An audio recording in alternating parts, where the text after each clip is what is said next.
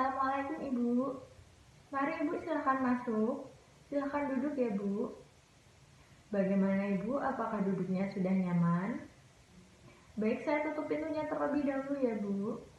Perkenalkan, saya Bidan Iza, saya yang bertugas pada pagi hari ini. Bagaimana Ibu, ada yang bisa saya bantu? Baik, selanjutnya saya akan menjelaskan maksud, tujuan, serta melakukan inform konsen ya Bu. Maksud saya akan melakukan pendidikan kesehatan tentang gizi pada balita dengan stunting. Tujuannya agar ibu dan keluarga mengetahui tentang gizi pada balita dengan stunting. Bagaimana Ibu? Apakah Ibu bersedia? Selanjutnya saya akan memberikan penjelasan tentang pengertian balita dan masalah gizi pada balita. Yang pertama itu pengertian balita, di mana seseorang itu mulai berumur 1 hingga 5 tahun, atau bisa disebut juga dengan anak di bawah umur 5 tahun. Balita sendiri itu dikelompokkan menjadi 2 ya Bu. Yang pertama itu anak usia 1 sampai 3 tahun, atau disebut juga dengan batita. Yang kedua, anak dengan usia 3 sampai 5 tahun, atau disebut juga dengan anak prasekolah. Kemudian ada masalah gizinya ya Bu. Yang pertama itu ada stunting. Stunting sendiri itu di mana anak itu tinggi badannya lebih pendek dibandingkan teman seusianya.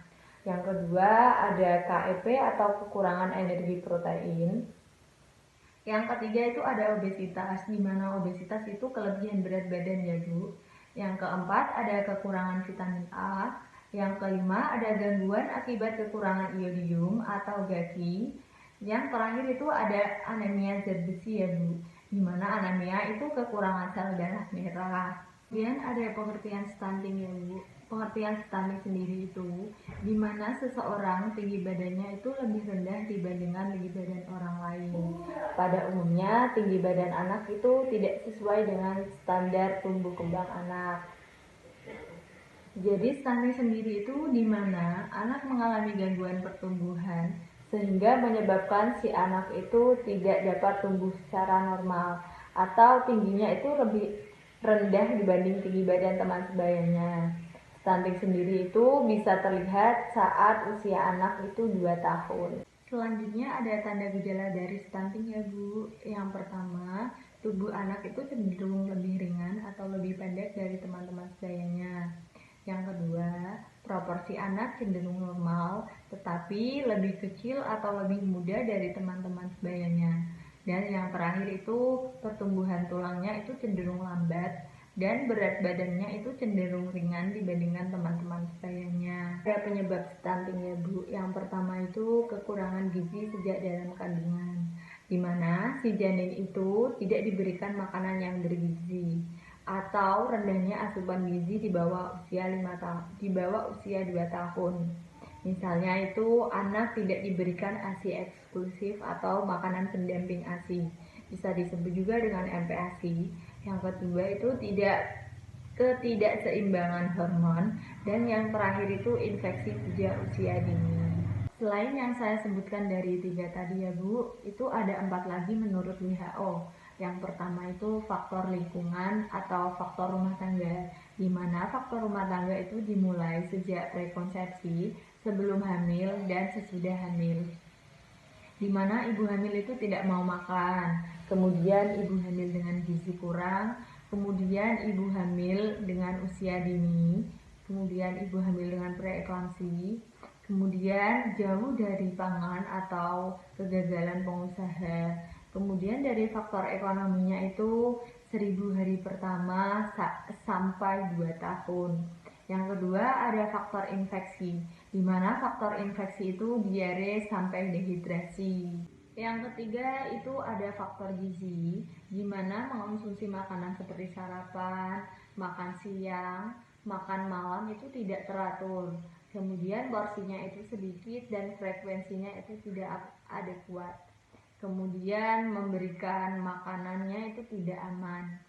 Yang keempat itu ada faktor pemberian makanan yang tidak adekuat. Misalnya itu tidak diberikan ASI eksklusif, kemudian tidak diberikan makanan yang beragam. dimana seharusnya itu diberikan makanan yang tinggi protein dan kalorinya. Ada dampak stunting bagi perkembangan anak ya Bu. Yang pertama itu dimana anak yang mengalami stunting itu menyebabkan terhambatnya perkembangan motorik halus dan motorik kasar, dimana tetapi keterlambatan kematangan sel-sel saraf pada anak itu terutama di cerebellum. Cerebellum sendiri itu pusat yang mengkoordinasi gerak motorik. Pada saat 1000 hari pertama kehidupan, dimulai sejak masa janin masih di dalam kandungan atau sampai berumur 2 tahun itu perlu dilakukan pemenuhan gizi seimbang, di mana pemenuhan gizi seimbang itu dapat mencegah stunting ya Bu. Ibu, selanjutnya ada cara pencegahan stunting. Cara pencegahan stunting itu dibagi menjadi 4 ya Bu. Yang pertama itu sebelum kehamilan, dimana sebelum kehamilan itu dibagi menjadi 3 lagi. Yang pertama itu memastikan status gizi calon ibu yang baik. Yang kedua, mengonsumsi suplemen zat besi dan asam folat untuk mencegah anemia. Dan yang ketiga itu mengonsumsi makanan seimbang, dimana zat besi itu bisa diperoleh atau didapatkan dari daging merah, unggas, kacang-kacangan, ikan, sayuran hijau, dan biji-bijian. Kemudian hindari makan hati ayam, hati sapi, hati kambing ya Bu, karena itu vitamin A lebih tinggi, dimana vitamin A yang lebih tinggi itu tidak baik untuk kehamilan. Dan kemudian ada asam folat. Asam folat sendiri itu bisa didapatkan dari daging, unggas, sayuran hijau. Sayuran hijau sendiri itu seperti wortel, kacang panjang, seledri, brokoli, kemudian lobak hijau, kemudian ada buah alpukat, jeruk, buah bit, buah tomat, dan masih ada banyak lagi ya Bu. Baik, yang kedua itu selama hamil ya Bu. Selama hamil sendiri itu ada 4. Yang pertama, memastikan gizi secara baik. Yang kedua, mengonsumsi tablet tambah darah untuk mencegah cacat lahir. Dan yang ketiga, mengonsumsi gizi seimbang. Yang keempat itu memeriksakan kandungan secara rutin. Bu, yang ketiga itu saat lahir 0 sampai 6 bulan. Di sini ada inisiasi menyusui dini dan ada ASI eksklusif, di mana ASI eksklusif itu diberikan selama 6 bulan penuh. Jadi kita tidak boleh memberikan makanan pendamping ASI atau MPASI itu kurang dari 6 bulan karena dapat menimbulkan resiko. Terakhir ya Bu, saat usia 6 sampai 4 bulan. Jadi yang pertama itu memberikan makanan tambahan MPASI. Jika makanan tambahan MPASI itu terlambat, maka menimbulkan resiko gizi. Jadi makanan MPASI usia 6 sampai 24 bulan itu biasanya protein hewani, kemudian daging, kemudian ikan, telur, dan diberikan nasi kemudian dihaluskan. Kemudian setelah dihaluskan baru diberikan kepada si anak. Yang kedua, menjaga kebersihan peralatan anak. Yang ketiga, memantau berat badan dan panjang badan si anak. Dan yang terakhir itu memberikan vitamin A untuk melakukan imunisasi sesuai jadwal. Selanjutnya itu ada zat gizi yang penting untuk balita dengan stunting ya Bu. Yang pertama itu ada tinggi protein dan tinggi kalori, dimana MPASI itu diberikan tidak tentang atau ketersediaan makanannya saja, tetapi juga itu memerlukan 6 syarat. Yang pertama itu frekuensi sendiri itu makan setiap hari itu berapa kali, kemudian ada jumlah makanan setiap kali, kemudian yang ketiga itu ada tekstur untuk konsistensi makanannya, kemudian ada jenis itu bervariasi atau tidak, kemudian ada aktif memberikan makanannya, dan yang terakhir itu ada kebersihan. Jadi kita itu harus menjaga kebersihan makanan sebelum diberikan kepada si bayi. Selanjutnya saya akan menjelaskan cara menyusun menu balita dengan stunting. Yang pertama, saat usia bayi 6 sampai 9 bulan. Di mana usia 6 sampai 9 bulan ini bayi diberikan makanan lumat. teksturnya cair atau lembut. Misalnya itu bubur buah, bubur sayur, bubur sumsum, bubur susu, dan nasi tim saring. Dimana pada masa ini bayi itu masih diberikan ASI, tetapi diberikannya itu sebelum diberikan MPASI.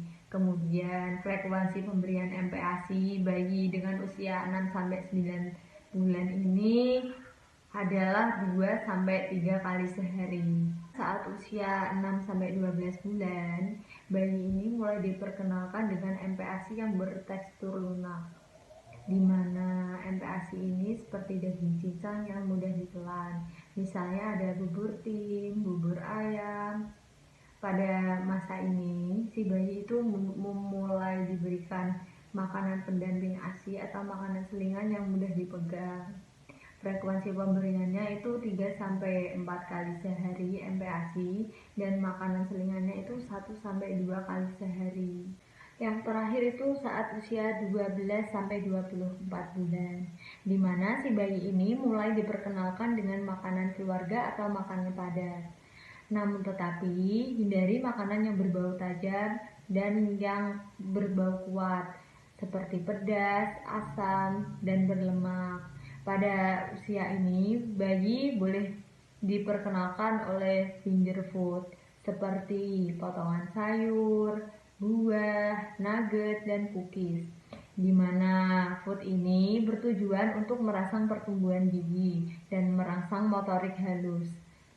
Frekuensi pemberian MPASI ini 3-4 kali sehari.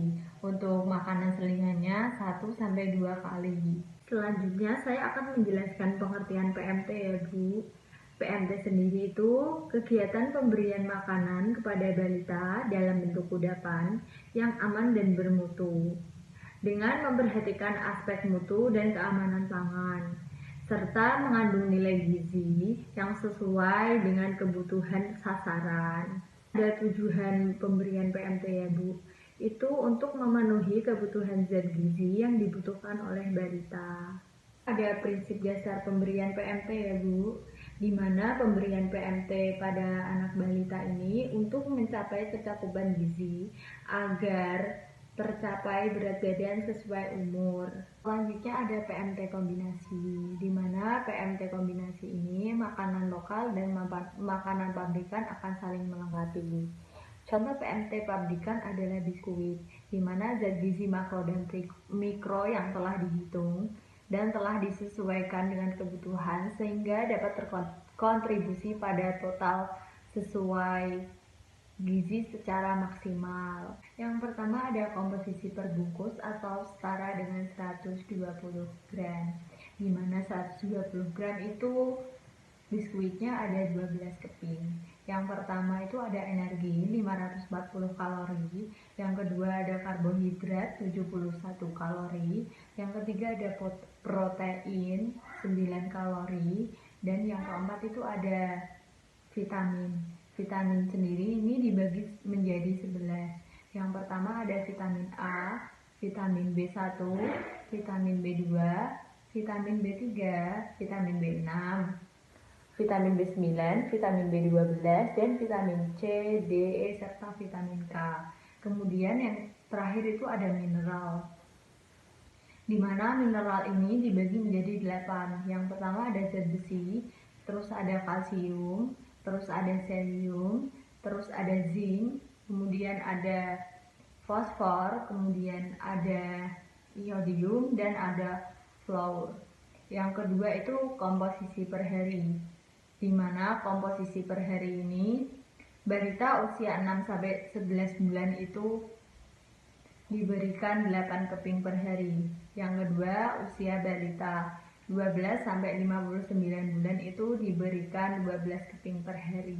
Yang ketiga itu paket per orang selama 90 hari, di mana perharinya itu 120 gram dikali 90 hari sama dengan itu 10,8 kilo. Yang keempat, pemantauan pertambahan berat badan itu dilakukan di posyandu. Yang kelima, bila sudah mencapai gizi baik, makanan tambahan pemberian makanan tambahan bisa dihentikan. Kemudian dilanjutkan dengan pemberian makanan keluarga, itu dengan gizi seimbang. Yang keenam, perlu dilakukan pemantauan setiap bulan untuk mempertahankan gizi baik. Yang ketujuh, biskuit bisa dimakan langsung atau bisa diseduh dengan air, kemudian ditaruh mangkok, lalu dikonsumsi dengan menggunakan sendok. Yang terakhir itu pemberian makanan tambahan harus dihabiskan. Kemudian ada PMT balita makanan lokal, di mana pemberian makanan tambahan ini dihidangkan dalam satu piring, yang mana makanan satu piring ini terdiri dari makanan pokok.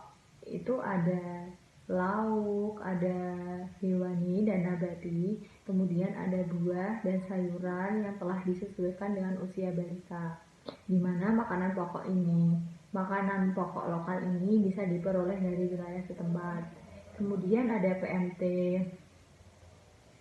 PMT sendiri ini merupakan intervensi untuk meningkatkan status gizi pada balita yang kurang gizi. Dapat diinovasikan dari bahan panganan lokal. Contohnya itu ada ikan lele, ada daun kelor, ada tahu, dan masih banyak lagi. Selanjutnya ya Bu, ini ada contoh PMT makanan lokal yang sesuai dengan gizi balita stunting. Yang pertama ada singkong. Singkong di sini adalah menu pertama dari bahan singkong yang tinggi karbohidrat, protein, dan serat. Singkong sendiri ini adalah jenis umbi-umbian yang mudah dijumpai di masyarakat dan bernilai tinggi dan harganya terjangkau. Kemudian ini ada komposisi dari singkong. Komposisi dari singkong sendiri dalam 100 gram singkong itu mengandung zat gizi yang cukup lengkap, di mana itu ada energi 144 kalori, protein 12,7 gram, lemak 1,2 gram, karbohidrat 25,2 gram, serat 10,2 gram, kalsium 165 mg, besi 3,9 mg, dan vitamin C sebesar 220 mg. Kemudian bahan utama singkong itu bisa dibuat untuk kongrek singkong sebagai cemilan atau kudapan. Untuk proses pembuatannya itu pengukusan dan penggorengan, di mana bahannya itu ada wortel, sosis, garam, gula, lada bubuk, bawang merah, dan bawang putih. Untuk cara pembuatan dari kongrek singkong sendiri itu bawang merah dan bawang putih itu ditumis, kemudian wortel dan sosis masukkan garam, gula, dan lada bubuk. Kukus singkong selama 30 menit. Haluskan, tambahkan tepung terigu, gula, garam, dan aduk merata. Kemudian pipihkan adonan, masukkan isian ke dalam bentuk sesuai selera. Kemudian celupkan ke dalam kocokan telur. Gulungkan ke tepung panir, goreng sampai berwarna kuning keemasan. Menu yang kedua ya Bu, ada puding daun kelor muda. Bahannya itu daun kelor, agar-agar, vanili untuk mengurangi bau dari daun kelor, kemudian ada santan matang, kemudian ada susu bubuk atau susu saset yang dituang di akhir. Pengolahannya itu 1 genggam daun kelor kemudian direbus dan disaring, selanjutnya itu di blender. Kalau tidak ada blender boleh juga diulek. Cara pengolahannya itu masukkan air, santan, gula pasir secukupnya, kemudian agar-agar 1 saset. Adonan aduk terus sampai mendidih. Kemudian tambahkan daun kelor yang sudah di blender. Kemudian tuangkan 2 saset susu, dinginkan, dan taruh di cetakan. Selanjutnya itu ya Bu, ada pesan gizi seimbang untuk anak usia 2-5 tahun. Yang pertama itu membiasakan makan 3 kali sehari, yaitu pagi, siang, dan malam bersama keluarga. Yang kedua, perbanyak mengonsumsi makanan kaya akan protein seperti ikan, telur, tempe, susu, dan tahu. Yang keempat, memperbanyak mengonsumsi sayuran dan buah-buahan. Dan yang terakhir, batasi konsumsi makanan dengan yang manis dan banyak lemak. Bagaimana Ibu dari penjelasan pendidikan kesehatan yang saya berikan? Apakah ada yang mau ditanyakan? Saya evaluasi sebentar ya Bu, untuk tanda gejala dari stunting tadi apa ya Bu? Oh bagus Bu, itu benar sekali. Saya rasa Ibu sudah paham tentang pendidikan kesehatan yang saya jelaskan tadi. Semoga bermanfaat ya Bu. Alhamdulillahirrabbilalamin, penyuluhan atau pendidikan kesehatannya sudah selesai. Sebentar ya Bu, saya dokumentasikan menggunakan SOAP terlebih dahulu. Terima kasih banyak Bu. Wassalamualaikum warahmatullahi wabarakatuh.